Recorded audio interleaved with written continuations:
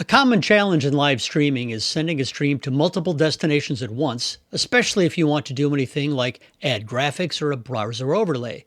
Today we're going to show you how straightforward that is in Norsk Studio. We've got a workflow running here that has an SRT listener connected to one camera. We're putting on a browser overlay from Singular Live.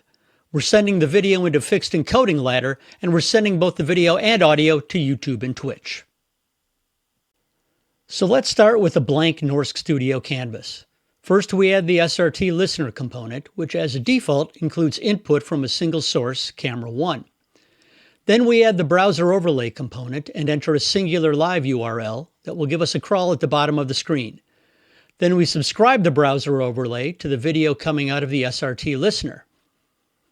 Next, we add an encode ladder component. You'll see it defaults to 4 encoding rungs, and we're just going to delete 3 of those to make things simple. You can also add encoding rungs or modify the defaults. Then we subscribe the encode ladder to the video coming out of the browser overlay. Next, we are going to go into the Outputs section of the left-hand panel and add an output to YouTube Live. We need to enter a stream key into the configuration and click Save. Then we subscribe the YouTube Live output to the video coming out of the encode ladder.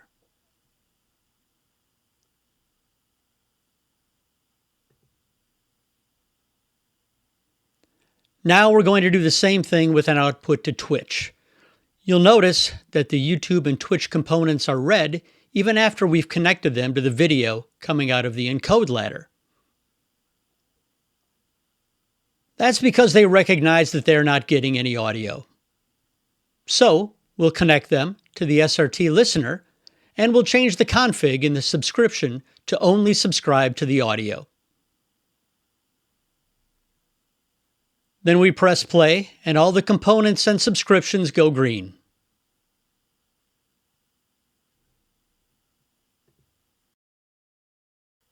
You'll see that our Chief Business Development Officer, Dom Robinson, is now live in the Twitch Creator dashboard.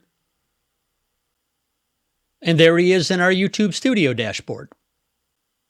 Here's how it looks on our public YouTube page and on our public Twitch page. So that's it, from a blank canvas to a live stream to multiple outputs in less than 3 minutes.